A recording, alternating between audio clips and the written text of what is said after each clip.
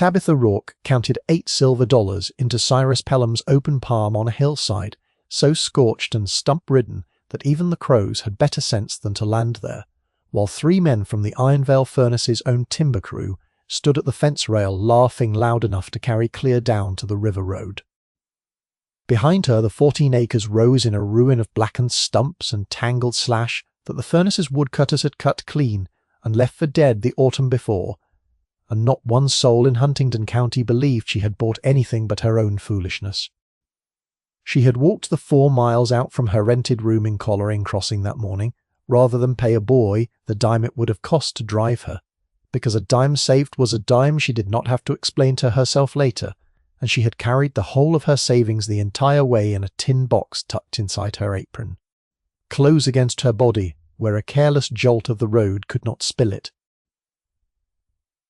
The morning had come up clear and cold for April, with a hard white frost still lying in the shaded hollows along the turnpike, and she had rehearsed, walking, exactly what she meant to say to Cyrus Pelham if he tried a 3rd time to talk her out of the sale, though in the end he had not needed persuading past the first 2 attempts.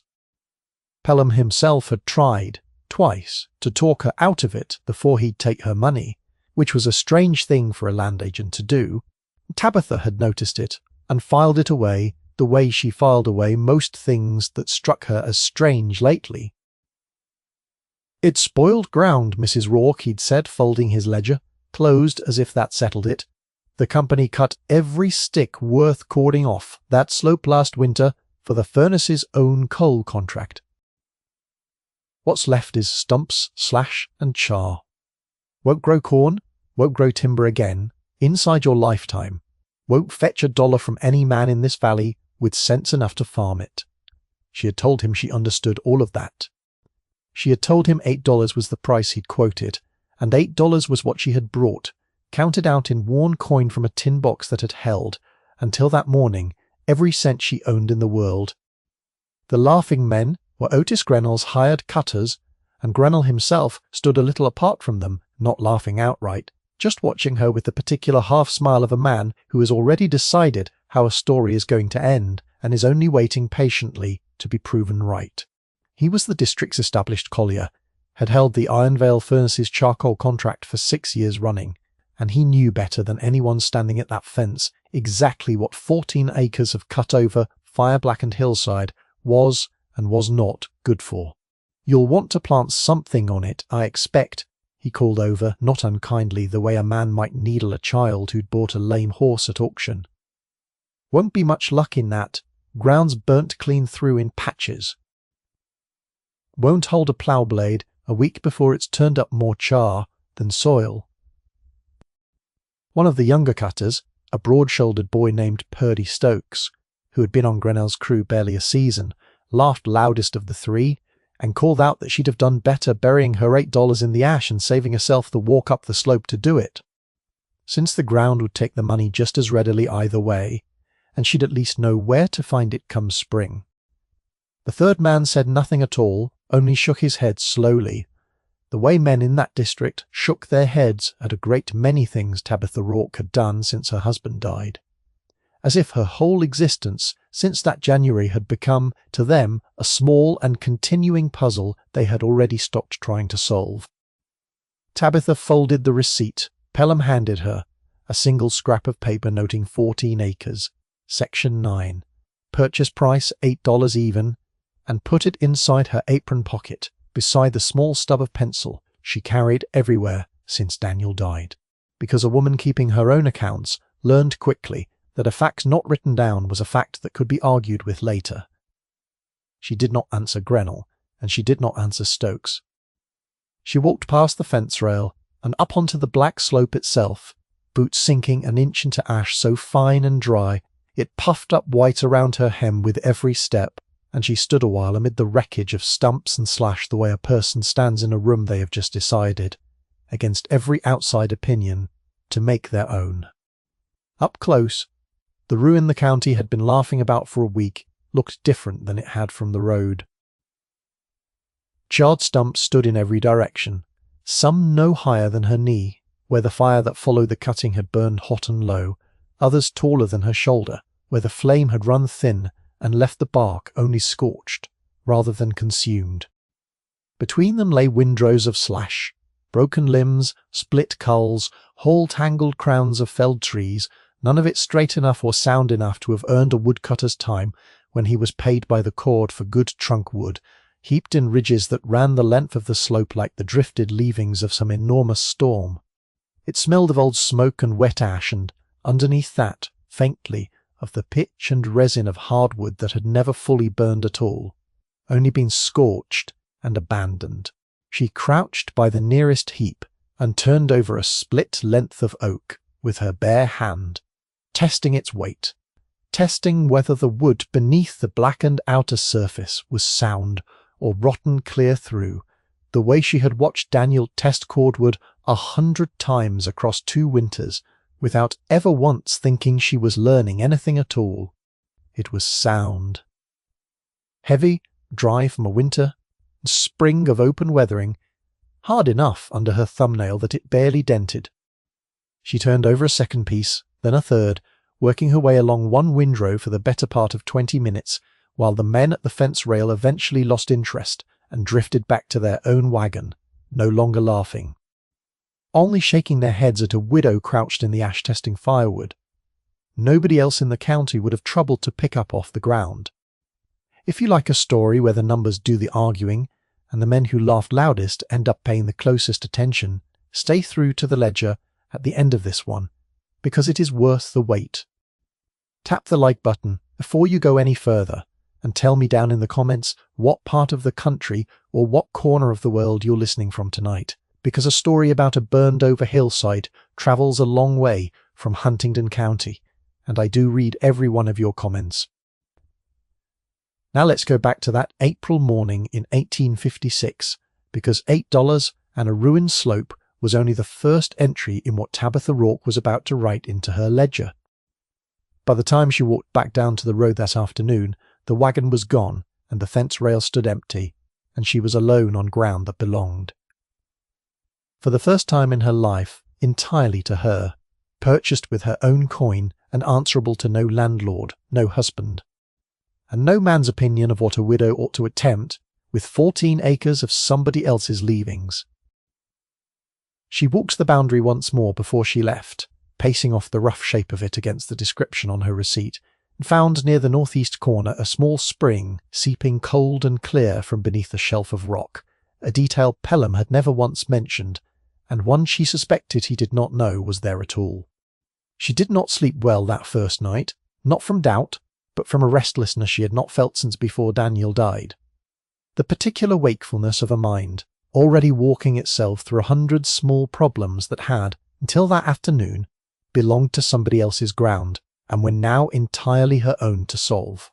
She lay in her rented room, turning over Grenell's warning about the plough blade, not because she meant to argue it, but because she was already sorting, in the dark, precisely which parts of what he'd said were true, and which were simply what a man said about ground he had never once considered for any purpose but the one he already knew.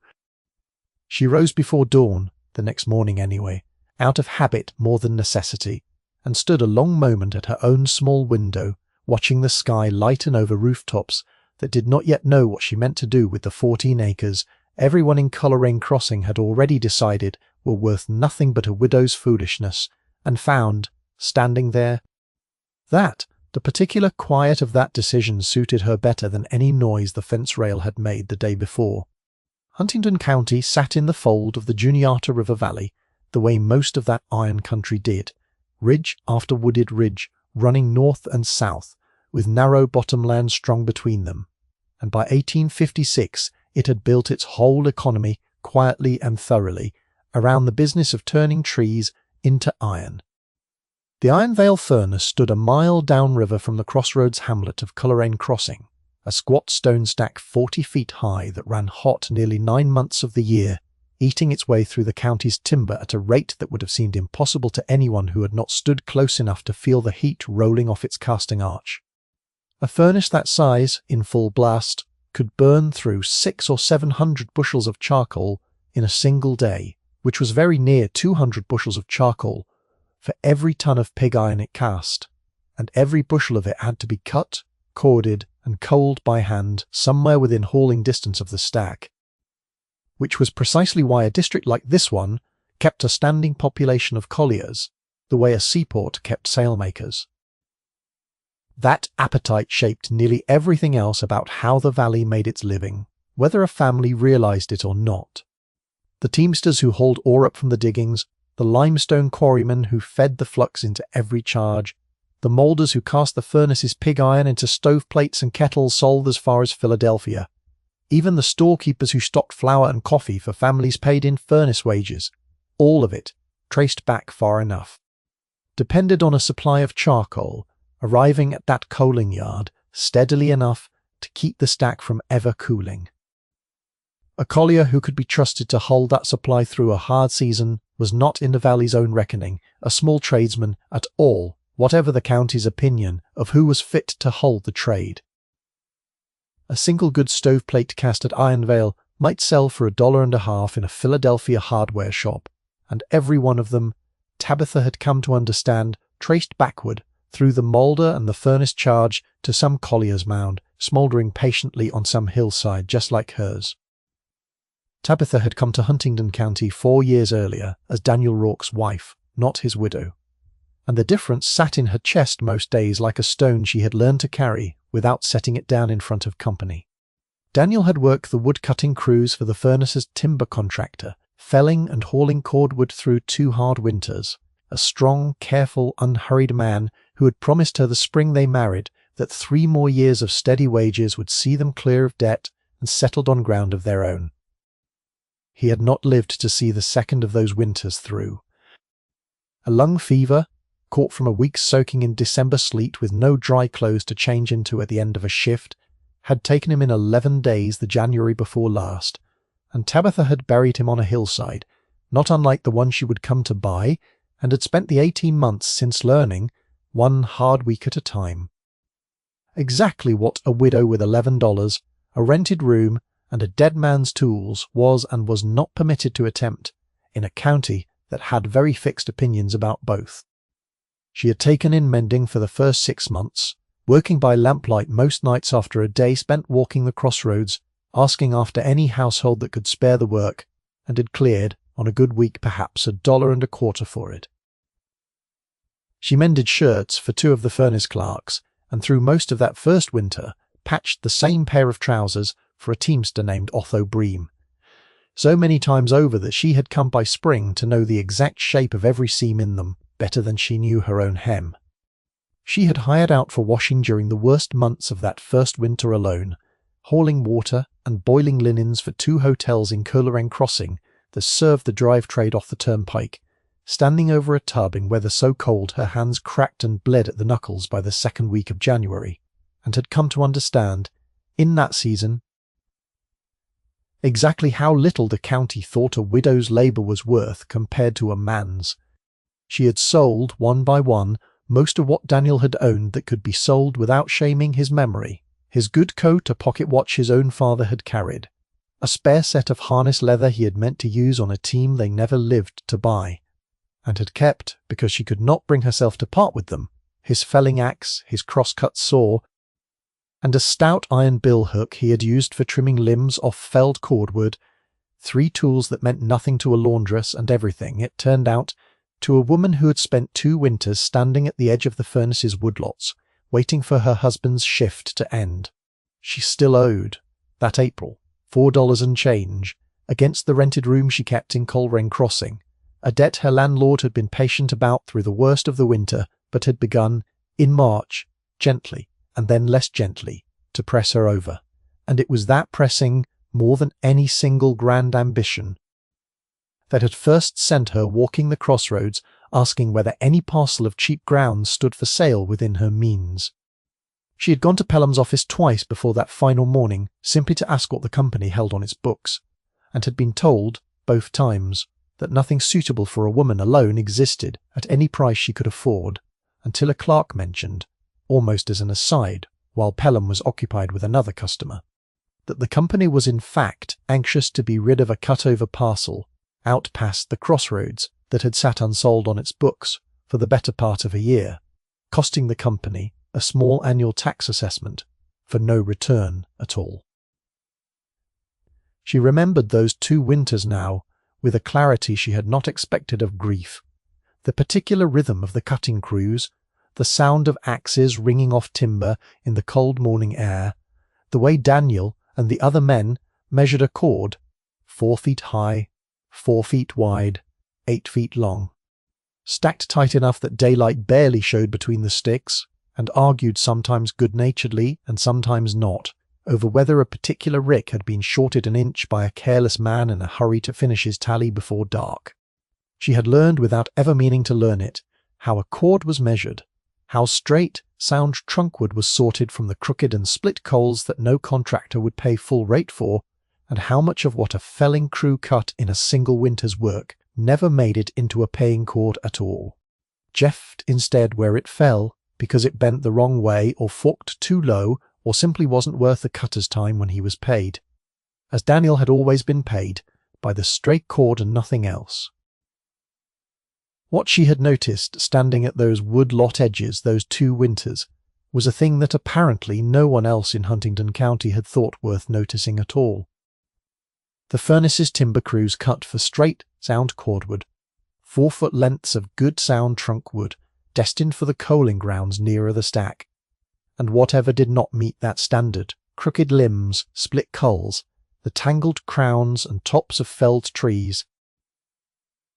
brush too small or too twisted to be worth a cutter's time when he was paid by the cord for straight wood, got left where it fell, in heaps and windrows across the cut-over ground, and burned off the following spring to clear the slope for whatever the land company meant to do with it next, which in most cases was nothing at all.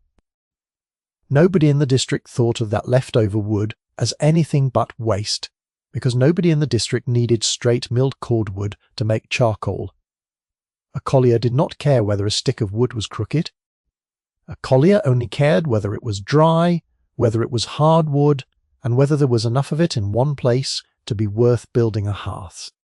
She had heard the word coaling ground used loosely around Coleraine Crossing for as long as she'd lived there, the way a person hears any trade word belonging to a business not their own, without ever troubling to learn precisely what it meant, and it was only in the months after Daniel's death, sitting up nights with a ledger and a debt she could not entirely account for, that she began asking the furnace clerks plain questions about what exactly a collier bought and cut and burned and sold. What she learned surprised her. A collier did not need to own standing timber at all. He needed only wood. Any sound hardwood, however crooked, however cull, cut to rough lengths, seasoned dry, and stacked where a mound could be raised over it. The furnace paid handsomely for the finished charcoal, and cared not at all what the wood inside it had looked like standing in a forest, only that it had converted clean. He had done the arithmetic sitting up 3 nights running before she ever walked into Cyrus Pelham's land office, working it the way she had learned to work every number since Daniel died, distrustfully, testing it from every side before she let herself believe it. 14 acres of cut-over, fire-blackened slope, worthless for farming and worthless for future timber, sat covered in tangled tops and cullwood that the land company had already paid to have cut once and had no further use for at all. She would not need to buy a single cord of standing timber. She would not need to hire a felling crew. She would only need to gather, buck and cord wood that was already down, already dry from a winter and spring of weathering, and already hers the moment she owned the ground it lay scattered across. What the rest of the county saw as a ruined hillside, she saw as 14 acres of free fuel with a market standing a mile downriver that consumed 600 or 700 bushels of it every single day. The stack ran hot. She did not know how to build a charcoal hearth. She did not know how to raise a miler, or tender burn, or read the colour of smoke rising off a mound the way a collier had to read it to keep from losing a fortnight's wood to open flame. What she knew was cordwood, from 2 winters of watching Daniel measure and stack it, and what she knew was arithmetic, from a ledger she had kept faithfully since the week she married,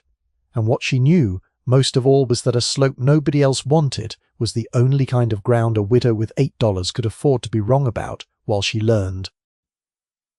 She wrote the whole of it down that final night before she walked to Pelham's office, a single page headed simply "The Hillside,"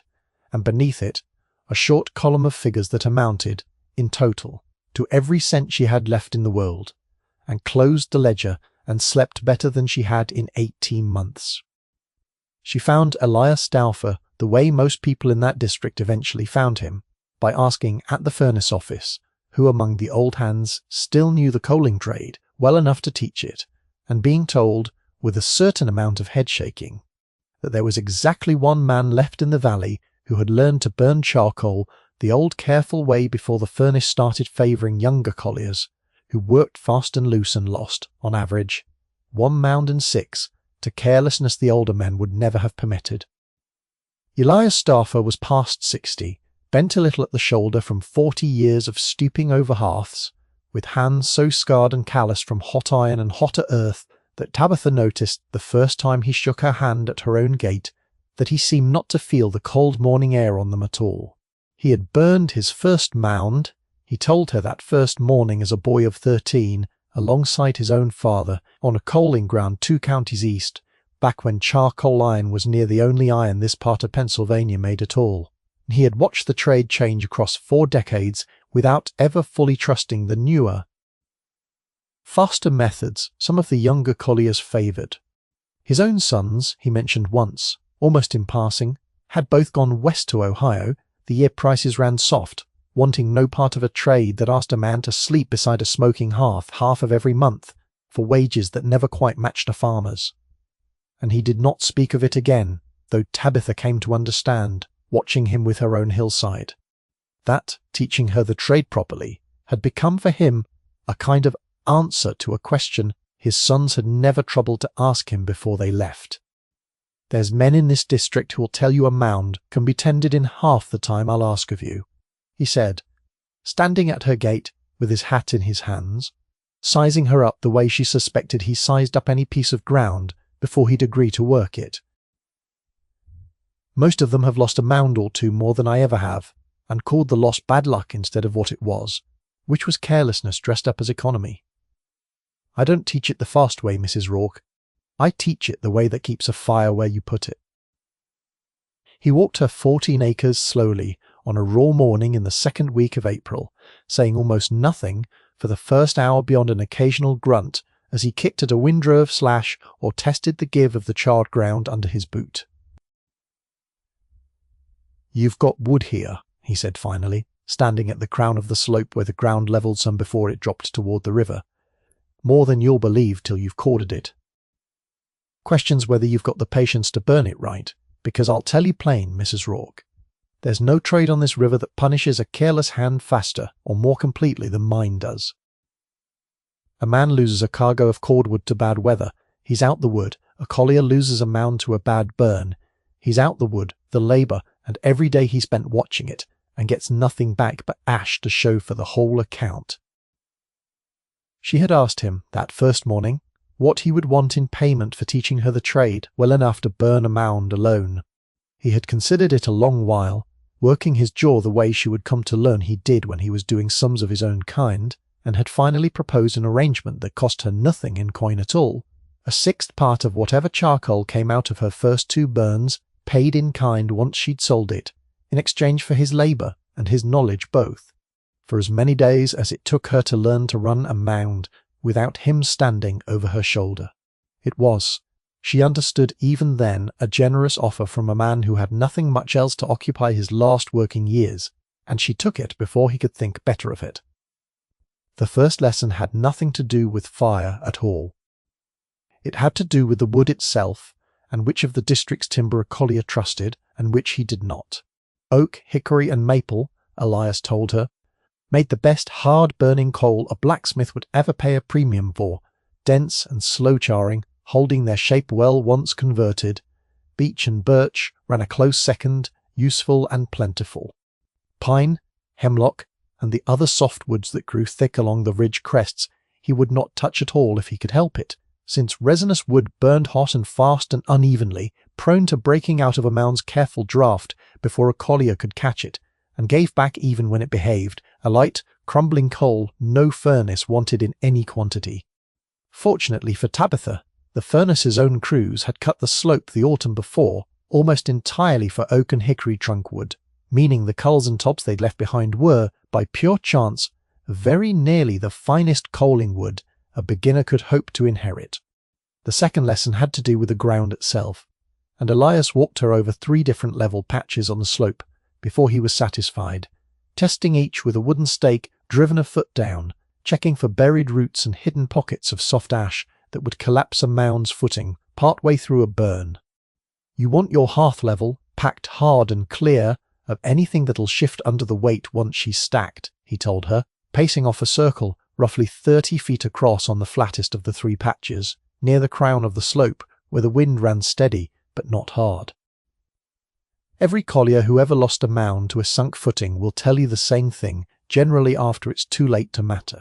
He showed her, too, how to consider the prevailing wind before ever driving the first stake, since a hearth set wrong against a valley steady draft could fight a collier all through a burn in ways a level sheltered site never would, and how to slope the packed hearth itself very slightly toward its downhill edge, so a hard rain would shed rather than pool and soften the footing beneath a standing mound. He was equally particular that same afternoon about how close a hearth could safely stand to the stacked ricks of seasoned wood waiting to build the next mound, insisting on a clear ring of bare, swept ground between any active burn and the nearest woodpile wide enough that a sudden gust carrying an ember lose a mound to your own carelessness, and you've lost that mound, told her, pacing off the distance himself, to be certain she understood it as more than a suggestion. Lose your whole season's cordwood alongside it, because you stacked your ricks too near the hearth, and you've lost the year. Tabitha marked the safe distance with a line of white stones she gathered from the creek bed, a habit she kept for every hearth she built afterward, long after she no longer needed the reminder to know it by eye alone. Elias taught her one further test that first week, one he said had cost him a ruined mound in his own youth before his father drilled it into him for good. Never trust a stick's look alone for dryness, since sun-bleached bark could sit atop wood still holding more sap than a mound could safely carry. He showed her instead to split a sample billet from the heart of any new rick before she trusted it to the hearth, checking the freshly exposed grain for the telltale dark staining of moisture still working its way out, and to knock 2 split pieces together besides, listening for the sharp, dry crack of properly seasoned hardwood against the duller, heavier thud a green stick still gave back. Wood cut in late winter and left stacked through a full spring, he told her, generally seasoned enough by the 3rd or 4th week of open weather to trust, though a wet spring like the one they were having could stretch that reckoning out another week or more, and a collier in a hurry to light her first mound before the wood was truly ready. In her experience, a collier building her own breakout before she had even struck the first spark. They spent the better part of 2 weeks after that simply cording wood, which Tabitha would come to understand was 3/4 of the entire trade, though nobody who had never done it ever seemed to credit it as such.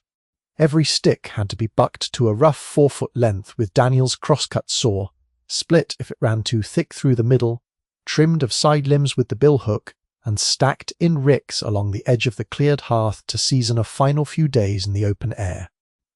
Elias taught her to sort as she cut, culling out anything showing rot at the heart or excessive moisture, since a single punky stick buried deep in an otherwise sound mound could hollow out a soft spot no amount of careful tending would ever fully correct. He brought from his own cabin a heavier felling mattock than any tool she owned, lending it to her outright for the 2 weeks of cording without once mentioning rent or return, the kind of quiet generosity she noticed but did not yet know him well enough to remark upon,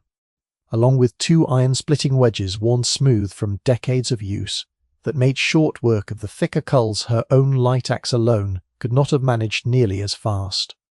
Her hands, soft from 4 years of laundry and mending work, blistered and then calloused across 2 weeks of steady sawing, and she counted the way she counted everything now, coming to 18 full cords stacked and ready by the last day of April, 18 cords of wood that had cost her nothing beyond her own 2 arms. 6th share, standing on ground she had bought outright for $8. Elias walked the finished ricks the last evening, running a hand along the stacked billets, and pronounced the wood as good a lot as he'd taught a beginner to cord in 20 years, which Tabitha, not yet knowing him well enough to gauge how sparingly he handed out praise, would only later understand as high compliment indeed. Building the mound itself, Elias told her, was where most beginners either learned the trade properly or lost their first burn before they'd struck a single spark, and he would not let her rush a single stage of it. They began at the centre of the levelled hearth, driving 3 stout poles, a hand's width apart, into the packed earth, and lashing them together near the top with wire, so they stood like the frame of a small teepee, open at the base and rising perhaps 8 feet the chimney. Elias called it. The flue through which the whole mound would be lit, and through which for the first hours of any burn, the smoke and steam of 100 green sticks cooking off their moisture would climb into the sky in a column visible for a mile downriver. He chose 3 poles rather than 4, he explained, because a 3-pole chimney held its shape better once the weight of the surrounding wood pressed in against it, and because it left a wider, steadier draft at the centre than a boxier 4-pole frame tended to give.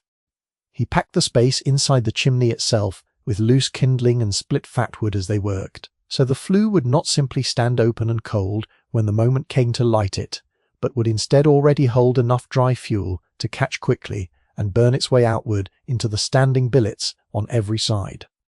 Around that chimney they began the ricking, standing the shortest, straightest billets on end in a tight ring against the poles, leaning inward just slightly, packing, kindling and split scraps into every gap between them so no hollow space was left for the fire to find air where it shouldn't. A second course went up outside the first, angled a little more, and a third outside that, the whole mound climbing and tapering as it rose, until by the 3rd afternoon it stood a rough dome better than 9 feet at the crown and near 32 feet across at the base, the open chimney still showing at its very centre like the eye of a closed fist. "You're not building a woodpile," Elias reminded her more than once, watching her hands as she worked.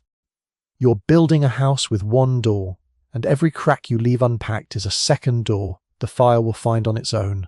generally at 3 in the morning, generally on the worst night of the burn." Every course had to be chinked as it went up, Elias insisted, small splits and offcuts driven into every visible gap between the standing billets by hand, because a mound built loose on the inside would settle unevenly once the burn began working through it, opening cracks in the earth crust faster than a collier could patch them. Tabitha spent the better part of an afternoon on her knees, working chinking wood into the lower courses alone, her fingers raw by evening, and understood, by the time she finished, exactly why Elias had told her cording and stacking together made up 3/4 of the trade. The fire itself, once lit, would only do what the structure beneath the earth allowed it to do. There were moments that 3rd afternoon, her back aching and her palms split and stinging from the raw wood, when the whole scheme struck her as exactly the kind of foolishness the fence rail had promised it would be, and she kept working anyway, because stopping to doubt it seemed a worse use of daylight than finishing the course in front of her. They lost the better part of a day to a spring shower midway through the stacking, Elias refusing to let her set a single fresh course of wet billets against dry ones already in place, since damp wood behaved unpredictably once a burn was underway, and he would not risk her first mound on a shortcut he had spent 40 years learning to avoid. She spent that lost day instead, sharpening tools and mending a torn section of the canvas she meant to use, covering the finished ricks, and found, to her own mild surprise, that a day forced idle by weather chafed at her nearly as much as any hour of hard labour, now that she had a purpose again worth being impatient about. The covering came next, and this, Elias said, was where a collier's whole fortune actually lived or died,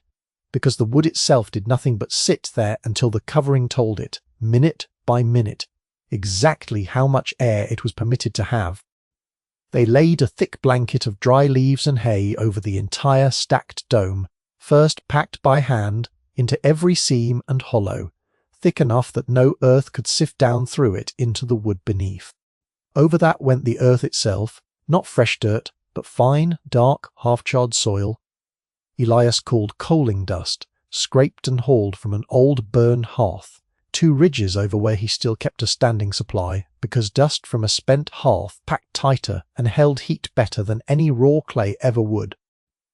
They shoveled and patted it on in an even layer 6 inches deep across the whole mound, working from the base upward in overlapping courses, the way a roofer laid shingle, using flat wooden paddles Elias had brought along for the purpose rather than a shovel's sharp edge, which he said tore the covering rather than smoothing it.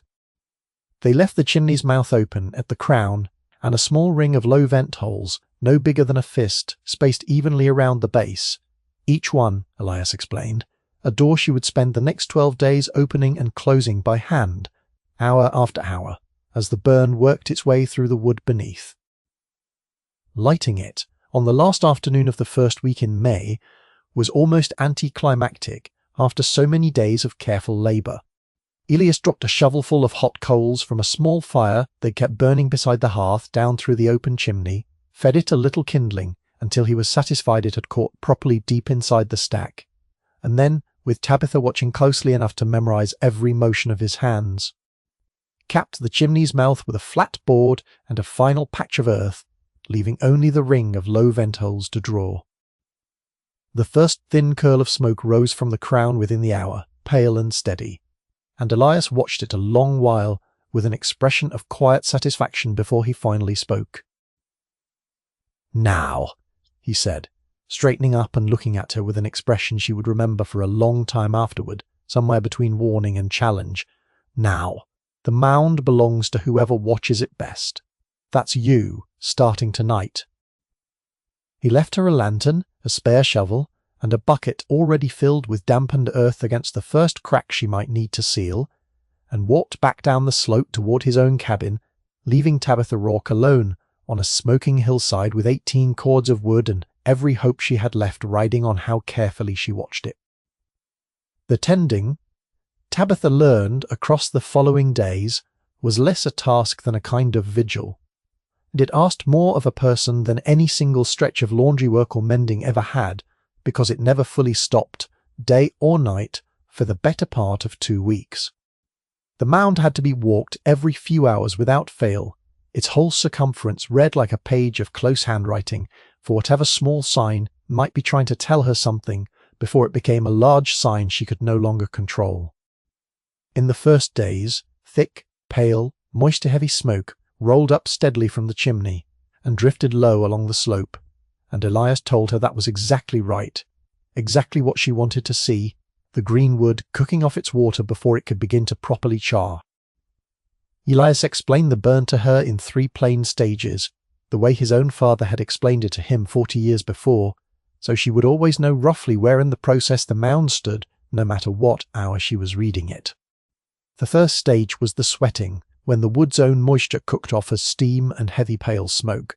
drawing mostly from the upper vents near the crown, while the lower rings stayed largely closed to hold the heat inside.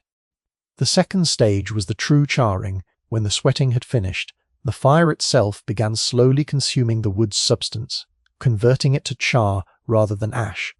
drawing now from a shifting ring of vents that had to move steadily downward and outward as the char line itself moved. The third stage was the finishing, when the char line had travelled the whole mound and nothing remained to convert, and every vent, from crown to base, could finally be sealed for good to smother what little live fire remained. She learned to read the vent holes the way she had once learned to read Daniel's moods after a hard shift by small signs rather than loud ones. A vent breathing thin, pale, cool-looking smoke needed to stay open, drawing steadily. A vent gone quiet, with smoke thinning toward nothing, generally meant the burn had moved on past that stretch of the mound's circumference, and the hole ought to be sealed with a fresh pat of dust before outside air found its way in and did more harm than good. And a vent running hot with smoke gone pale blue and nearly transparent, close to invisible against a bright sky, meant the char line had arrived directly beneath it, and the collier's whole attention belonged there, right then, watching for the one sign that mattered more than any other, any hint of open, dancing flame instead of steady, patient smoke. Elias taught her, too, to test the mound's inner heat without ever breaking its earth crust, using a long iron probe he'd forged himself years before, driving it a few inches into the covering, at intervals along the circumference, and reading, by the heat that travelled up the shaft into his bare palm, roughly how far the char line had progressed beneath any given stretch of the dome. Tabitha practiced this alongside him for the first 2 days, until her own hand could tell hot and working from hot and finished nearly as surely as his could, a skill she came to trust as much as her own eyes. Once the light grew too poor, deep in the night watches, to read smoke colour with any real confidence. She learned, too, to listen to the mound almost as much as she watched it, since a burn working properly made small steady sounds of its own, a faint patient hiss at an open vent, an occasional soft settling creak deep within the stack, as a course of billets shifted a fraction under the weight above it, and she came, across those first days, to be able to tell a healthy settling sound from a wrong one, nearly by feel, the way a person learns to hear when a familiar house is merely creaking in the wind and when a board has actually given way beneath a footstep. She caught her second real test on the 7th night, a thin, almost invisible seam opening, low along the mound's eastern face, where a slight settling had pulled the earth crust apart faster than the leaf blanket beneath it could hold together, and she noticed it only because the ordinary steady hiss from the nearest vent had gone for a few seconds. Faintly sharper in pitch than she had heard it before. She knelt and found the seam by touch more than sight, no wider than a knife blade, and sealed it with a scoop of wet dust before it had drawn breath enough to matter, then stood there afterward, with her heart still hammering, understanding for the first time that the 10th night catastrophe still ahead of her would not come from a mound that gave no warning at all, but from a warning she simply failed, one exhausted hour, to hear. A hard rain moved through on the 9th day of that first successful burn, drumming steadily on the shanty's bark roof for the better part of an afternoon, and Elias had warned her before it came that rain behaved differently against a working mound than wind did, settling the covering rather than cracking it, but capable of washing a thin channel down the slope of the dome if it fell hard and long enough to find a weakness in the packed earth. She walked the mound every half hour, rather than every 2 through the worst of that downpour, watching for any sign of a rivulet cutting toward the wood beneath,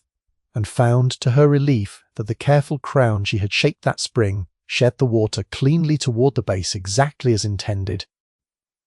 the vents drawing steady and undisturbed beneath their small overhanging caps of dust. She had learned by then to shape a little wider than the holes themselves for exactly this reason. She stood in the shanty doorway afterward, soaked through despite her oilcloth cape, watching steam rise faintly off the mound's wet crown where the rain met, the heat still working beneath the surface,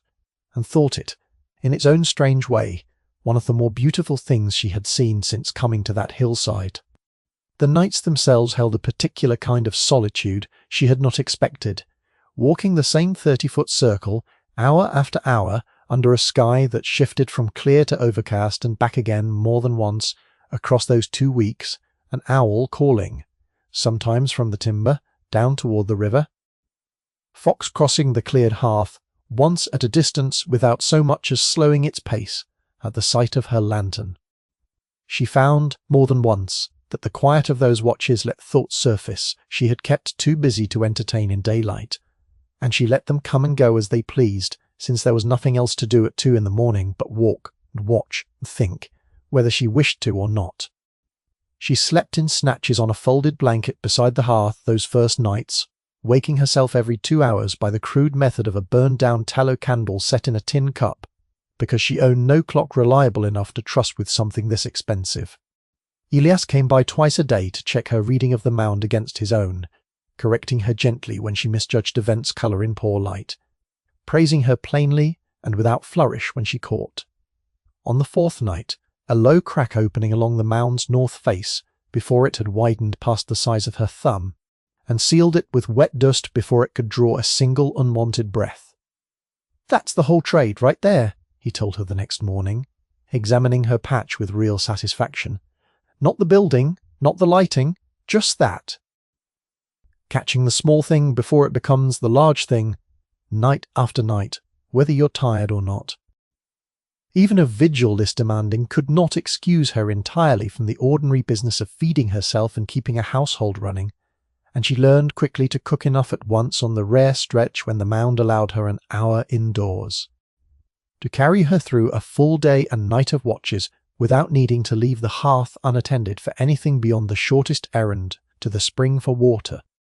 A pot of cornmeal mush kept warm at the edge of her own small watchfire most days, supplemented by whatever bread she had baked the evening before, and she came to understand why Elias, in 40 years of the trade, had never once, by his own account, kept a burn going through a season without losing a little flesh off his frame by the time the last mound was raked out. She began, across those first days, to move the vent ring the way Elias had taught her, sealing the uppermost holes near the crown as the sweating stage passed and opening a fresh ring lower down to draw the charring stage forward, patient about it, never opening more than one section at a time, never trusting a single reading without a second look an hour later to confirm it. By the 6th day the working ring of open vents had travelled better than a third of the way down the mound's height, exactly matching the pace Elias told her a well-built 18-cord mound generally kept, and she allowed herself walking the circumference that evening under a clear sky. The smallest measure of confidence that she might actually see this first burn through to its end. She had never in her whole life watched anything so closely for so long. She began to know the mound's temperament,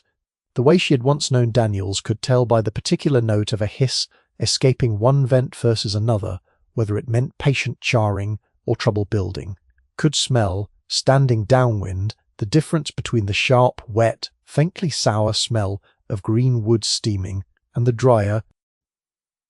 sweeter smell that meant true char was forming somewhere beneath the earth crust.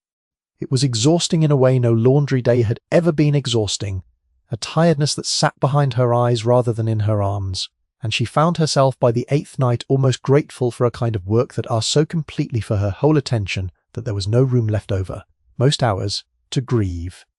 The mistake when it came from exhaustion rather than ignorance, which Elias told her afterward was the way nearly every collier's worst loss ever arrived, and it offered her almost no comfort at the time.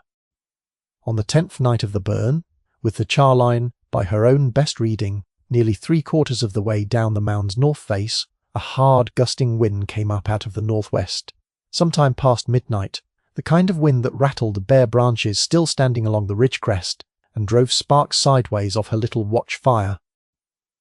She had walked the mound at 11, found everything drawing steady and quiet, and had allowed herself, for the first time in 10 nights, a longer stretch of sleep than she should have, lulled by exhaustion into believing one calm hour would forgive a longer rest than it actually could. She had, by that 10th night, begun trusting her own judgment more freely than she had in the first week, and it was that new, still unearned confidence, more than any single lapse of care, that Elias later told her had done the real damage. Since a beginner's caution would likely have sent her back out to the mound at midnight, regardless of how calm the 11 o'clock round had looked. She woke a little after 2, to a smell that reached her before any sound did, sharp and different from the steady char smell she had grown used to, and she was on her feet and running toward the mound before she had fully finished waking. The wind had found a crack she had missed on her 11 o'clock round, low on the windward face where the earth crust had thinned faster than she'd judged, and by the time she reached it, hand's width of open flame was already dancing along the exposed wood, feeding greedily on the wind instead of smouldering patiently beneath its blanket of earth. She threw dust on it with her hands, then with a shovel working as fast as her arms would move, but a breakout on a windy night, Elias had warned her more than once, could travel faster along a mound's dry outer wood than any single person could smother it, and this one had already found a second crack and then a third. Before she'd finished sealing the first, she fought it the rest of that night, and into the grey hours of the following morning, hauling water from the small creek at the base of the slope in every bucket she owned, packing wet earth against every crack she could reach, calling once, uselessly into the dark, for help she knew would not come before dawn. The wind would not settle. Each time she believed she had gained ground against one section of the mound's face, the gusting carried a fresh tongue of flame to another, and by the time the sky over the eastern ridge finally began to grey, she had lost any real sense of whether she was fighting the fire itself anymore, or only the exhaustion that made every bucket feel heavier than the last. By the time Elias arrived at first light, summoned by the smoke, he could see from his own cabin, 2 ridges away, there was very little left to save. What had been, 12 hours before, a carefully tended dome converting 18 cords of good hardwood into charcoal at the patient rate of a proper burn, was now a collapsed, blackened ruin, most of its wood consumed to ash and fine cinder in the space of a few hours of open flame. The whole careful architecture of chimney and courses and covering, fallen in on itself, and cold to the touch by mid-morning. Elias walked the wreckage slowly, the way a man walks a field after a bad hailstorm, and pronounced in the end that she had lost perhaps 9/10 of what the mound should have given her, salvaging only a scant few bushels of usable char from the outer edges where the flame had not fully reached. Word of the loss reached Collier Crossing before that same day was out, carried, she suspected, by one of Grenell's own cutters who had happened to pass the base of the slope and seen the collapsed, smoking ruin from the road. And she heard, second-hand, particular satisfaction with which a few of the doubters repeated the news to one another over the following days, as though her failure had settled some argument they had all been quietly having since the sale in April. She did not go into Collier Crossing at all that week, unwilling to stand in Wendell Munn's shop or anywhere else being looked at by people who had already decided what her ruined mound proved about a widow's judgment. She sat on a stump at the crown of the slope for a long while that morning, looking down at 18 cords of labour and 2 weeks of near sleepless tending, reduced to a smoking black scar on ground she had already been told by half the county was worthless before she ever touched it. She had spent no cash on the loss beyond 30 cents worth of tallow for her watch candles, since the wood itself had cost her nothing but her own 2 arms. But she understood, sitting there, that the loss was real all the same, measured in something a ledger could not quite capture, time and trust in her own 2 hands. And the particular ache of having done everything by the book, right up until the 1 hour she had let herself believe she'd earned a rest. She wrote the loss into her ledger that same evening, rather than waiting for it to hurt less, entering it plainly beside her other figures. First mound, 18 cords. Lost to breakout, 10th night, salvaged, 6 bushels. Cost, 30 cents tallow. She had considered, holding the pencil over the page, simply leaving the entry out altogether, since no one but herself would ever likely see the book. But she wrote it in full instead, because she had decided, sitting there, that a ledger that recorded only her successes would not be a ledger. She could actually trust the next time a hard decision needed an honest number behind it. Elias sat down on the stump beside her, eventually, and said, "The only thing that helped. Every collier worth his trade has burned one mound clean to ash before he's burned his second one right. You've paid your tuition, Mrs. Rourke. Now you know exactly what it costs to look away." He did not offer to let her off the 6th share arrangement, and she did not ask him to, because she understood, better that morning than she ever had before, that the lesson itself had been worth more to her going forward than the 18 cords had cost her to lose. She walked back down to Collier Crossing, 3 days later anyway, once the ash had cooled enough that she no longer felt the need to stand watch over the wreckage itself, and bought a fresh pound of tallow and a length of new wick from Boyer's shelf without offering any account of what had happened to the last supply.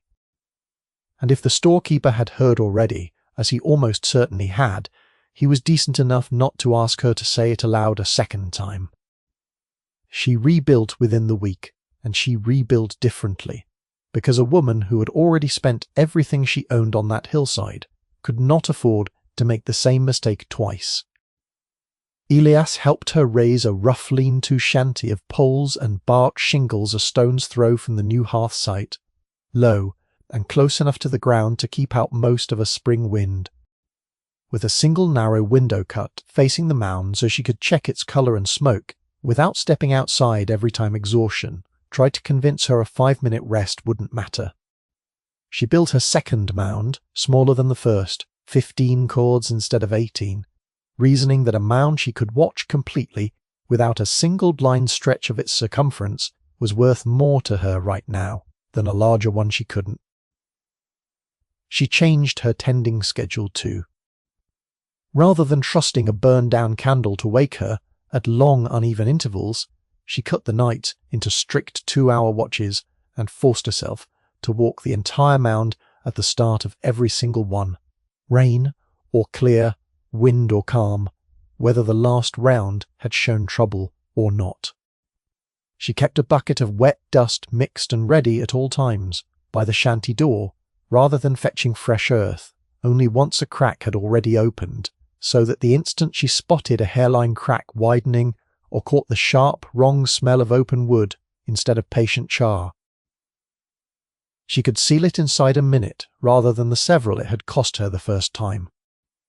She marked each watch on a slate hung beside the shanty door, a small tally of the hours she had held so far,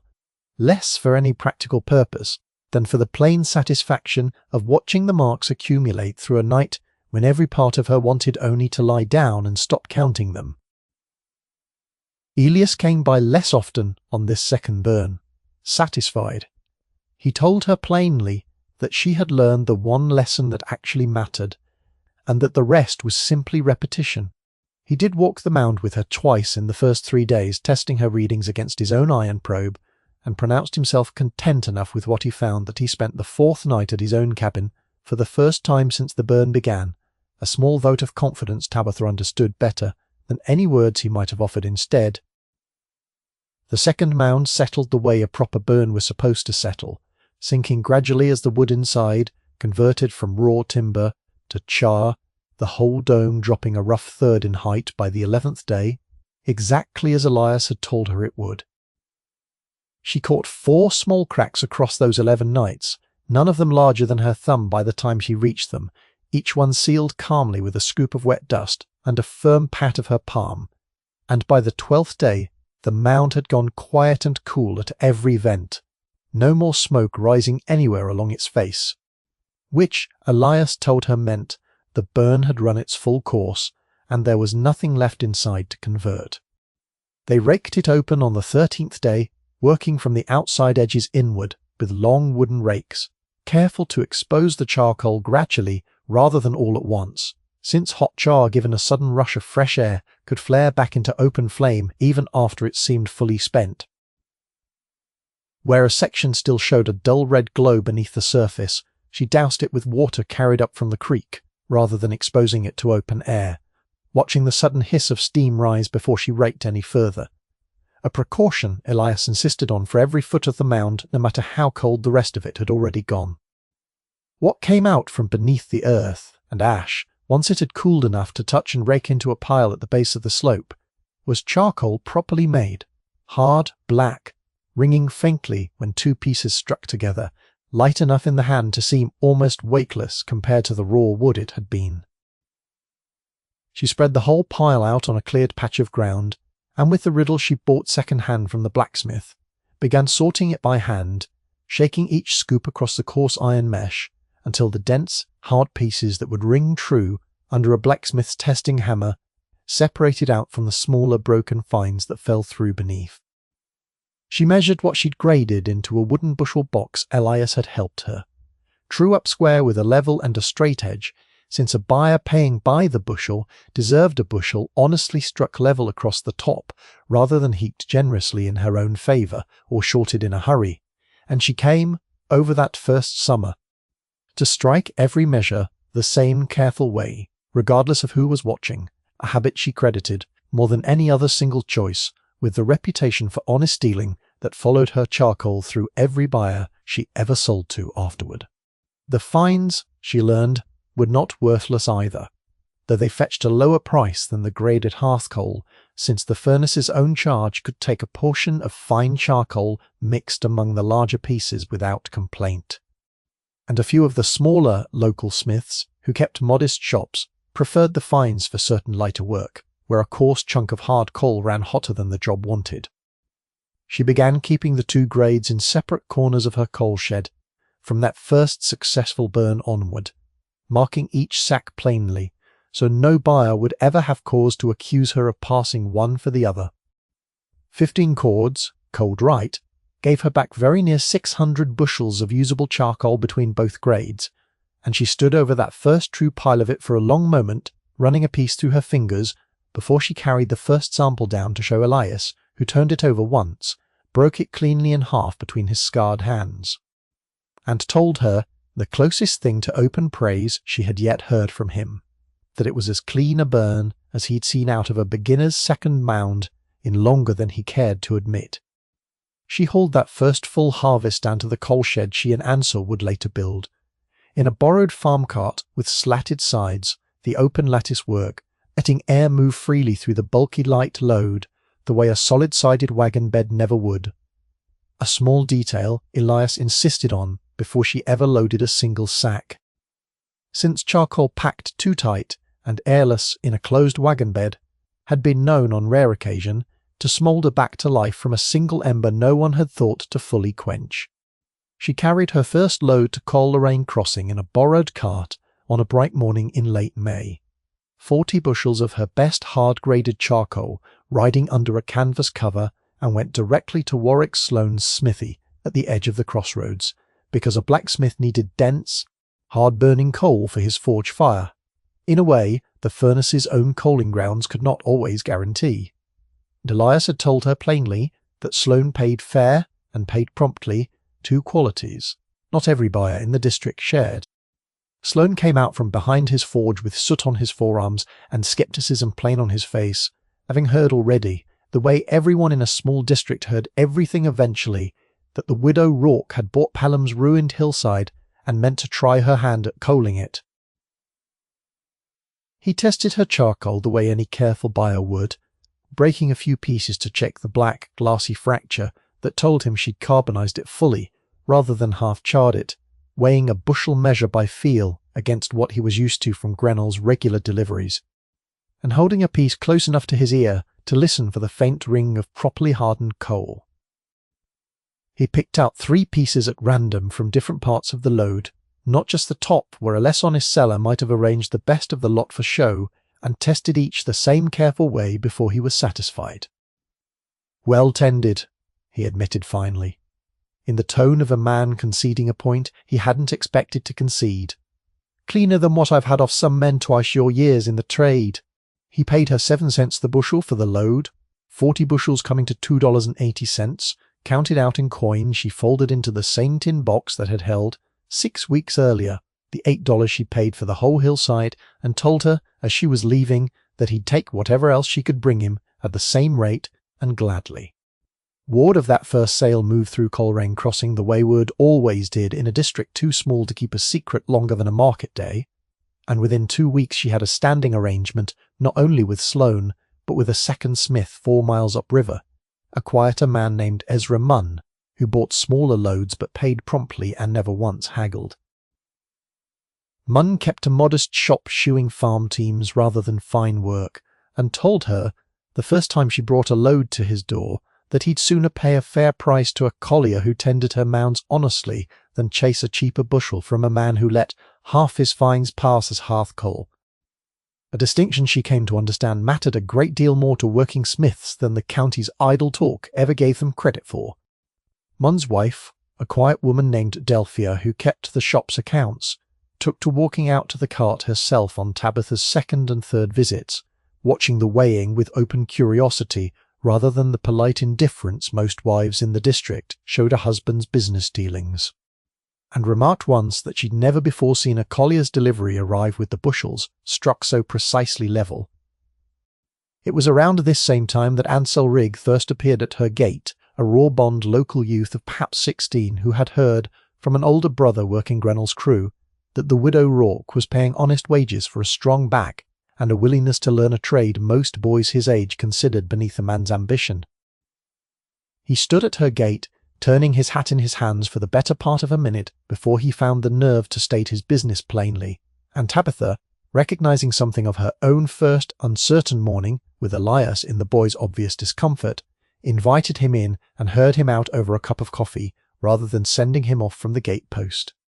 She hired him at 50 cents a day for cutting and hauling, cautious at first about the expense, and found within a month that a second pair of hands, properly directed, let her keep 2 mounds building and tending in rotation, rather than one, which very nearly doubled what the Hillside could give her across a season.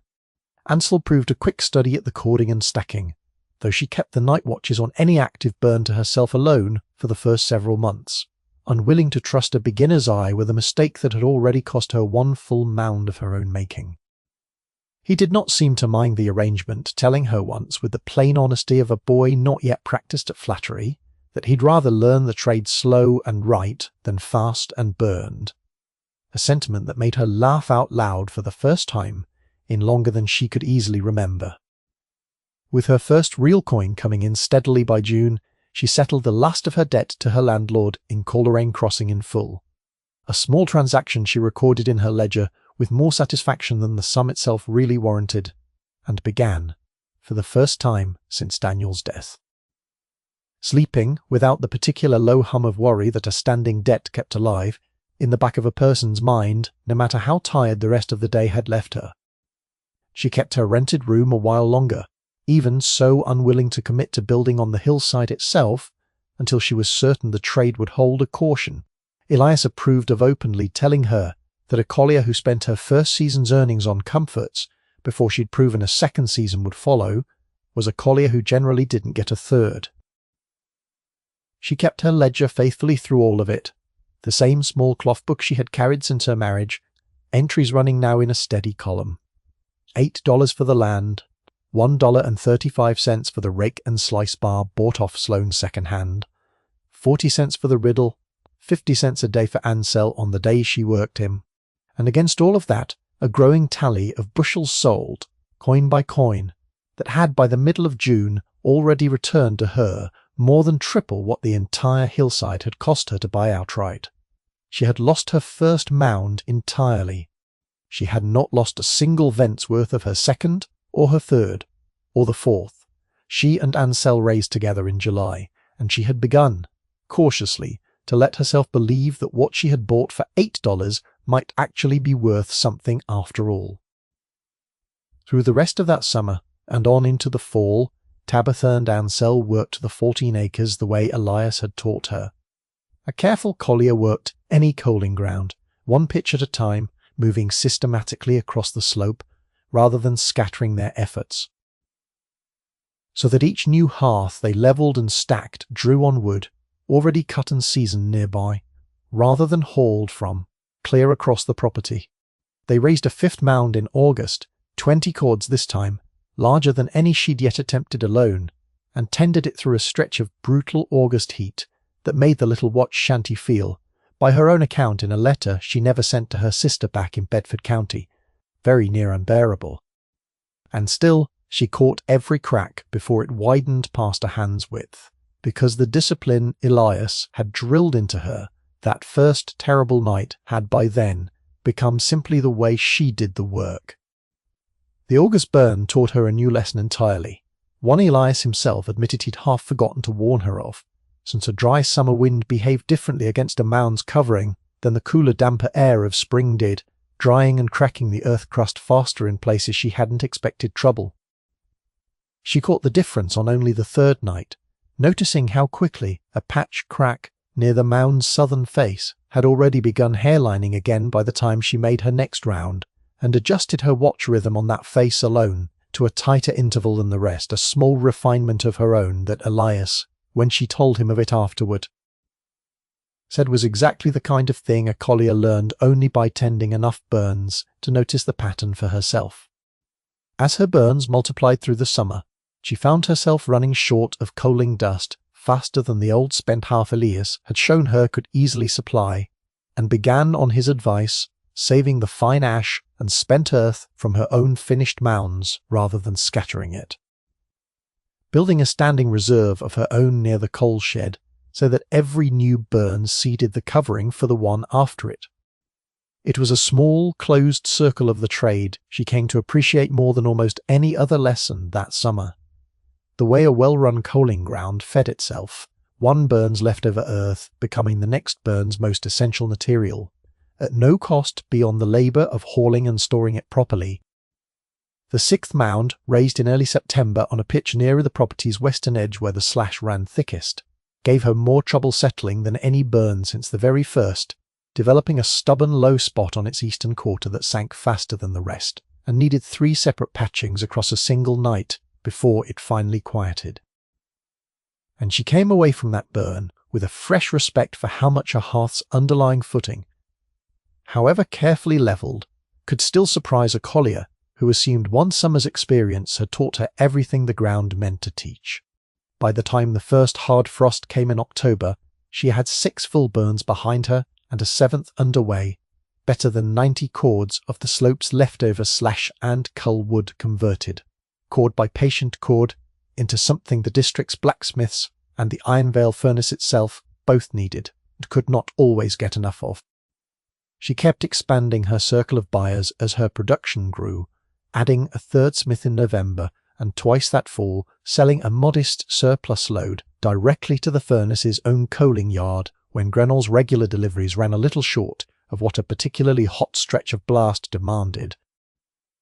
Harmon Spear, the furnace's ironmaster, had not yet had cause to speak with her directly, but his yard foreman took her charcoal without complaint both times, weighed it fair, and paid the going rate without comment on who had grown it or how. The 7th mound, raised in late September, on ground nearer the river where the slope levelled out before the drop to the water, gave her the best yield of the whole first year, 18 cords converting to just under 750 bushels once graded, a ratio she recorded in her ledger with real satisfaction and attributed when Elias asked.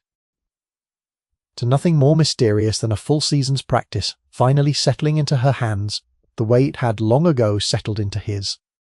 She began, that same month, keeping a second small notebook alongside her regular ledger, tracking not dollars but the particular behaviour of each mound, the wind direction, the wood species, the number of cracks caught, and where a private record that had nothing to do with any buyer's approval and everything to do with becoming, in her own quiet estimation, as sure a hand at the trade as Elias himself. By late autumn, she had also begun to notice something Elias mentioned only once, almost offhand, walking her latest hearth, that the price a bushel of charcoal fetched moved with the season and the weather nearly as surely as wheat or corn did, rising through a hard winter when every collier's woodlot slowed and falling back some in a mild wet spring, when wood cured easy and mounds ran plentiful across the whole district. She began, without quite meaning to, tracking that rhythm in her second notebook, alongside her notes on wind and wood species, marking each sale against the week's weather and the furnace's reported blast schedule, until by the following year she could tell, almost without asking, which weeks would bring buyers to her gate hungry, and which weeks would find them content to wait out a better price elsewhere. It was a small thing, she told Elias once, hardly worth calling knowledge at all, and he had told her plainly that most of what separated a collier who merely survived a season from one who prospered through it was exactly that kind of small, patiently gathered knowledge, the sort no one else in the district thought worth writing down. Otis Grenell, for his part, had stopped laughing outright by late summer, though he had not yet come around to anything resembling friendliness, and Tabitha came to understand, mostly through things Ansel's brother let slip without quite meaning to, that Grenell's own woodlot troubles ran deeper than a single hard winter. 6 years of cutting the same tract to hold his furnace contract had thinned it past what new growth could replace at any reasonable pace, and where Tabitha had inherited a slope already logged clean of its straight timber, stocked instead with free leavings. Grenell had spent those same 6 years steadily consuming the one asset his whole trade depended on, with no 14 acres of someone else's waste standing by to carry him through the lean years his own choices were beginning to produce. She passed him at the Crossroads store in September, both of them there on the same errand, and he'd looked at her with an expression she couldn't quite read. Not quite respect, not quite the old contempt. Something caught uncomfortably between the two, and said only, "Here your Hillside's earning." She had told him it was, plainly, without embellishment, and he had grunted something non-committal and gone back to his own business, but she noted, walking home that afternoon, that it was the first time in 5 months he had spoken to her, as though she were a fellow tradesman rather than a joke, the county had grown tired of repeating. Purdy Stokes, the young cutter who had laughed loudest at the sale in April, came by her gate once that November, with a message from Grenell about a wagon road easement. Neither of them had ever formally settled, and stood a long moment at the fence looking up at the smoke rising steady off her latest half, before he finally spoke his errand. Saying nothing at all about the $8 or the ash he'd once told her she might as well have buried her coin in. He noticed the silence more than she would have noticed any apology, and understood it, correctly, as the same thing. Her ledger, by the last week of November, showed a figure that would have seemed impossible to her the morning she'd counted out $8 to Cyrus Pelham's palm, better than $140 taken in across 7 months of steady coaling, against total expenses, land, tools, Elias's agreed share, and Ansell's wages of just under $30, all told. She had banked a portion of it at the small savings office in the county seat, kept a working reserve at home for tools and wages, and had begun, cautiously, to allow herself the thought that the Hillside everyone in the district had called worthless might, before another full year had turned, prove itself the most valuable 14 acres she could ever have hoped to own. The hard test of that first year came in January, in the coldest stretch the valley had seen in 3 winters, when word reached her by way of Ansell, who had it from his brother on Grenell's crew, that the Ironvale Furnaces charcoal house was running dangerously low. Grenell's own woodlot, cut hard for 6 straight years to hold his standing contract, had thinned past what a single burning season could replenish, and a run of deep snow and frozen ground through December had slowed his cutting further still, leaving him unable to keep the furnace's coaling yard stocked at the rate a stack running full blast through a hard winter demanded. D. A charcoal furnace allowed to go entirely cold was no small matter in that country. Relighting a stack from dead cold could cost the better part of a week and a ruinous quantity of fuel before it drew properly again, since the whole standing column of ore, limestone, and fuel inside the stack had to be rebuilt from the bottom and coaxed slowly back to working heat. A loss no ironmaster wanted charged against his season's account if it could possibly be avoided. A stack that had run cold once, Elias told her when she asked him about the danger that week, generally never quite recovered its full output for the rest of the season it happened in,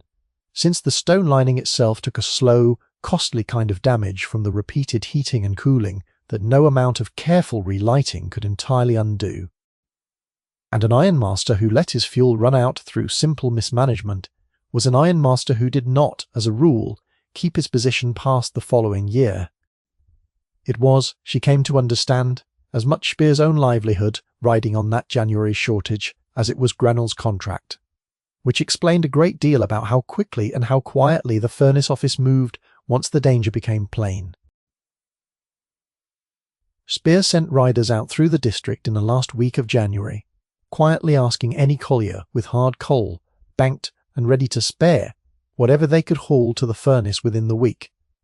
at a price he was plainly willing to pad above the ordinary rate to keep his stack fed through the emergency. The furnace's regular practice was to draw down its own coaling yard in an orderly rotation through the winter months, banking against exactly this kind of shortfall, but a run of hard weather on top of Grenell's thinning woodlot had eaten through that reserve faster than anyone at the furnace office had planned for. And by the time Spear's riders reached Tabitha's gate, the coaling yard held, by Ansell's brother's account, scarcely 3 days' supply against a stack that showed no sign of easing its appetite. Tabitha had, by pure fortune of her own careful pacing that fall, a covered coal shed standing near full of graded charcoal she had been holding back, deliberately planning to spread her sails across the leaner winter months rather than dump it all at once. And it was that same shed, filled through nothing more than her own habit of caution, that let her answer Spear's call, when half the district's other small colliers had nothing left banked to offer. She counted the shed's contents that same evening by lantern light, coming to just over 1,100 bushels, graded and ready, and sat up late calculating how much of it she could safely spare for the furnace, without leaving Sloane and Munn and her third buyer entirely without supply through the remaining cold weeks. She and Ansell hauled 4 loads to the furnace across 5 brutal days in early February, the wagon wheels cutting through snow, packed hard enough in places to need a shovel cleared ahead of the team, the temperature dropping low enough some mornings that she wrapped the horses' legs in sacking before they set out. The charcoal itself, light and bulky as it always was, rode strangely under a snow-crusted canvas cover, and she learned, across those 5 days, an entirely new set of small cautions: how to keep the load from shifting on an icy grade, how to pack the wagon bed so the bushels wouldn't spill on a hard rut, how to judge, by the sound of the wheels against packed snow, whether the road ahead had frozen solid enough to bear the team's full weight. It was hard, cold, exacting work, made harder by the knowledge that a single overturned load on an icy grade could cost her most of what she'd banked that whole first year, and she drove those 5 days the way she had tended her first breakout mound, carefully, without a single hour of carelessness she could afford to regret afterward. There was a stretch on the second day, coming down the long grade above Munn's crossing, with the team blowing hard, and the wagon fishtailing once on a patch of glazed ice, when she understood plainly enough that a single wrong decision that afternoon could cost her nearly everything the year had built. Passed, and she walked the team's heads herself the rest of that grade, rather than trust the reins from the wagon seat, arriving at the bottom with her hands numb clear through her gloves, but the load riding square and unspilled behind her. Ansell proved steadier on those runs than she had quite expected of a boy his age, walking the team's heads down the worst of the grades, rather than trusting the reins alone, and she noted in her private notebook that evening, alongside her usual entries on wind and crack patching, that she had been fortunate in the hand she'd hired, as much as in the ground she'd bought. The furnace itself, when they finally rolled the first load into its coaling yard, struck her as a different creature entirely from the quiet hillside she had spent a year learning. All noise and scale where her own work had been solitude and small careful signs, the roar of the blast rising steady from the casting arch, moulders moving between glowing sand moulds with the unhurried confidence of men who had done the same motions 10,000 times, the great stone stack itself breathing heat into the cold air visibly enough to shimmer. She understood, standing there with her small 4 loads against a stack that could burn 700 bushels in a single day, exactly how much larger the whole business she had stepped into truly was, and exactly how small her 14 acres still stood inside it, and did not find the thought discouraging so much as clarifying. Spear met her personally at the coaling yard, on the 3rd of those 5 deliveries, a lean, weathered man in a heavy furnace coat, who had, until that week, known her only as a name his foreman mentioned in passing. He watched his own men weigh and grade her load, watched the way the hard coal broke clean and black under a testing hammer, and said finally, in the plain, unadorned way she would come to learn was simply how the man spoke: "Grenell's woodlot won't recover before summer, at the earliest. I need a collier who can hold a hearth in weather like this, and still bring me coal worth burning. Are you that collier, Mrs. Rourke? Or was this week an exception?" She told him it was not an exception, and that she had 6 months of ledger entries at home that would prove it to him if he cared to see them. He said he would care to see them, and asked her to bring the ledger to his office at the furnace the following week. She brought the ledger, and Spear read it through slowly at his own desk, running a finger down her columns of dates and bushels, and prices the way a careful buyer reads any account he means to stake real money on, and asked her a dozen sharp questions about her tending method, her mound sizes, and how many burns she believed the 14 acres could support in a full season once the slash was cut through. And she began working newer growth. She answered every one of them plainly, the way Elias had taught her to answer any question about the trade, with the actual number, not the hopeful one, and told him too of the 20 acres adjoining her own that the company still held cut over and idle. Ground she believed could carry the trade forward for years past the point. Her own 14 would finally run thin of easy wood. Spear listened to that last point with particular interest, setting down her ledger for a moment to consider it, and said that a collier who thought 2 seasons ahead of her own woodlot was rarer in his experience than one who simply burned whatever lay closest to hand until it was gone. He asked her, before they settled on any figure, to walk him through exactly how she had arrived at the price she believed fair for a steady supply, and she laid it out for him plainly, the way she had worked it in her own kitchen the night before. Beginning from what a bushel actually cost her, once every expense was counted honestly, roughly 1.5 cents in labour, across cutting, tending and grading, a fraction more in dust and wages when Ansell's time was reckoned in, and a small margin held back against the kind of loss her first mound had already taught her to expect at least once in any given season, against what the furnace's own emergency rate had shown her Spear was willing to pay when the need was pressing. And working backward from there to a standing figure that would hold fair whether the furnace's need was pressing or ordinary. By the end of that meeting, he had offered her a standing contract for the coming blast season.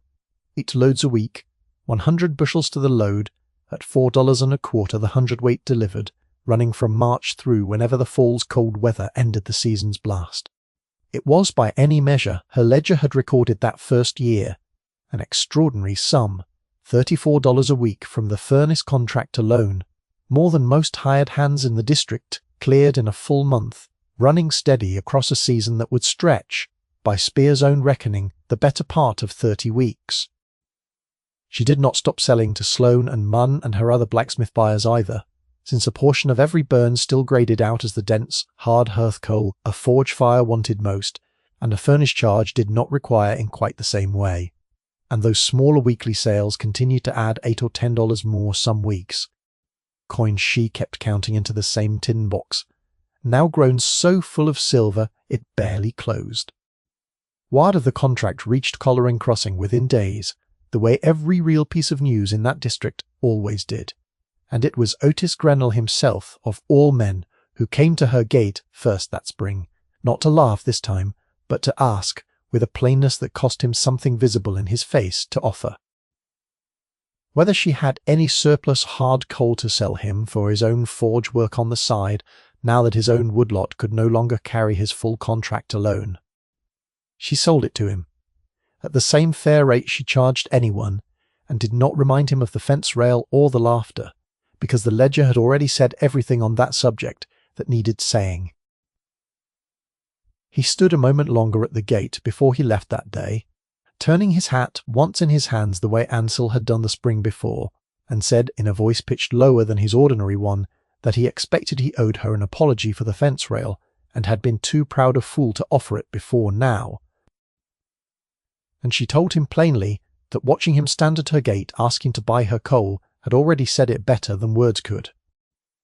Within a fortnight, 2 more of the men who had stood at that fence in April were sending their own boys up her track with wagons and coin. By the middle of March, she had more than once 3 buyers waiting at her gate on the same morning, bidding in their own quiet way, against one another for whatever surplus her latest burn had left after the furnace took its share. A 4th smith rode up from a full day's distance downriver after hearing of her coal from a teamster passing through, and offered, without her ever quoting a figure, first 8 cents the bushel for anything she could spare, a full cent above what Sloan had first paid her for the very same grade of coal a year before. By the time the blast season reached its midpoint that spring, word of the arrangement had travelled well beyond Coleraine Crossing, carried along the same freight roads that moved the furnace's pig iron east toward Philadelphia, and Tabitha heard, second hand and with some disbelief, that a collier 2 counties over had begun telling buyers his own charcoal was tendered, the widow Rourke's way, striking his bushels level and watching his vents by the same three-stage method. Elias had taught her, though he had never once met either of them to learn it firsthand. She did not know whether to be flattered or simply amused, and mentioned it to Elias one evening on her own porch, who told her, with the dry satisfaction of a man watching his own trade improve itself without his direct hand in it, that a method good enough to be worth stealing was generally a method worth keeping, and that she should count herself in fine company, since half of what he himself had ever learned about the craft had come from watching some other collier's mound and asking plainly why it burned better than his own. Purdy Stokes himself came once, hat in hand, exactly as Ansell had first come to her gate the spring before, asking whether she'd take him on for wages now that Grenell's crew had thinned to half its old size, and Tabitha, who bore him no particular grudge for a young man's careless laughter at an auction, told him she'd think on it, and did in fact hire him the following month. Cyrus Pelham, the land agent who had twice tried to talk her out of the purchase, stopped by in April, almost exactly 1 year to the week after he'd counted her $8 into his own ledger, to ask, this time without a trace of the old scepticism, whether she'd have any interest in the 20 acres adjoining hers to the east. The very parcel she had already mentioned to Spear, another cut-over tract the furnace company wanted off its books, culled once already and considered, by every other measure in the county, no more promising than her own had been. She looked it over herself this time alone, walking the tangled slash the way Elias had once walked hers, and offered him $30 for it. A fair price for ground she now understood exactly how to value, and watched him take it without argument, because a man did not argue price with a woman whose ledger the whole county had, by then, learned to take seriously. She sat at her own kitchen table on a spring evening, not long after the cloth-bound ledger opened in front of her, and read back through a full year of entries the way she sometimes did on quiet nights, less to check her arithmetic than to remember plainly how small the beginning had actually looked. $8 paid to Cyrus Pelham on a raw April morning while 3 men laughed at a fence rail, $1.35 for a second-hand rake and slice bar, 40 cents for a riddle. A sixth share of 2 burns paid out to Elias Stauffer, who still came by most weeks now, less to teach than simply to sit on the porch and watch the smoke rise off her latest hearth with the quiet satisfaction of a man who had passed his trade on properly before he was done with it. Against that handful of small, careful entries sat a column that told a different story entirely, better than $140 in her first 7 months alone, and now, with the furnace contract running steady through its 2nd month. Income clearing $35 to $40 most weeks between Spear's standing order and her continuing trade with Sloan, Munn, and the other Smiths. She had banked over $200 at the county savings office by the anniversary of that first purchase, had bought outright the 20 acres next door for $30 more, had 2 hired hands now in Ansell and cautiously Purdy Stokes, and had, sitting in her coal shed that very evening, better than 300 bushels of graded charcoal waiting on buyers who no longer needed convincing that the widow Rourke's Hillside grew anything worth having. She had begun that same spring, sketching in the back pages of her ledger a rough plan for a second watch shanty and a proper coal house built of sawn lumber, rather than poles and bark, sized to hold a full winter's reserve against any future shortage the furnace might face, because she had learned across one hard January exactly how much a covered shed of banked charcoal was worth to a collier who wanted to be the one Spear's riders found ready rather than the one they passed by. She totaled the full first year one final time before she closed the book that night, the way she had once totaled a debt she could not entirely account for, sitting at this same table 18 months before. $8 spent on the land, roughly $22 spent altogether on tools and wages across the year, by her most careful count of just over $280, banked and owed, and standing in coal both. A return on that first $8 she would not have believed possible the morning she counted it into Cyrus Pelham's palm. She walked up to the crown of the slope the following morning before the day's work began, the way she still did most mornings when the weather allowed it, and stood a while looking down over ground that no longer looked to her eye anything at all like the ruin it had been the April before. 2 hearths stood smoking gently in the middle distance, Ansel tending one with the steady, unhurried attention she had drilled into him across a year of watching him learn, Purdy Stokes cording fresh billets near the second with a diligence that would have surprised the boy who'd once laughed loudest at the fence rail, and she thought, watching them both, that the hillside had taught her at least as much about people as it had ever taught her about wood and fire. She thought sometimes, closing the ledger for the night, about the particular kind of blindness that had let an entire district look at 14 acres of charred stumps and tangled slash and see nothing in it but a joke worth $8. It was not that the men who'd laughed were foolish. Exactly. It was only that they had looked at the ground the way the furnace's own timber crew had left it, and never once thought to ask what a different trade, worked by a different pair of hands, might see in the very same wreckage. Most of what the county called worthless, she had come to believe, was not truly worthless at all. It was only unexamined, waiting on someone patient enough and hungry enough to test the verdict for herself instead of accepting it second-hand. She thought too about Daniel, more gently now than she had allowed herself to in the first year after his death, and understood, sitting with her ledger in the lamplight, that the 2 winters she had spent watching him measure cordwood at the edge of a woodlot had never once felt, at the time, like anything worth remembering. She had simply been a wife waiting for a shift to end. It had taken his death and a debt, and $8 she could not really afford to spend, to teach her that nothing a person watches closely enough, for long enough, is ever entirely wasted, even the watching itself. Tabitha Rourke still walked her hearths every 2 hours through every burn, still slept in snatches on a folded blanket by the watch shanty door, still caught every hairline crack before it widened past her thumb, because a year of proof had not made the tending easier, only worth every hour it cost her. The hillside that Huntingdon County had once called ruined stood, by that spring, as steady and valuable a piece of ground as any in the valley, its smoke rising in a patient column above the ridge most days of the year, and the same men who had once laughed at a fence rail now sent their own wagons up her track and waited their turn at her gate. She kept still the small scrap of paper Cyrus Pelham had handed her that first morning. 14 acres, Section 9, purchase price $8 even, folded now into the back cover of the same ledger that held every entry since, not because she needed it to prove anything to anyone any longer, but because it seemed to her a year on, exactly the kind of small beginning a person ought to keep where she could still see it,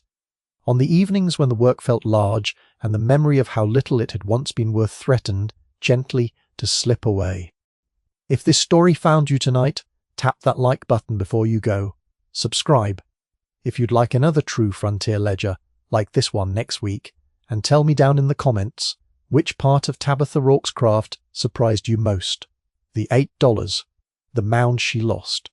or the furnace that finally came calling, because a woman who can turn a burned-over hillside into a standing contract with the county's own furnace has, by every account in her own ledger, only just begun.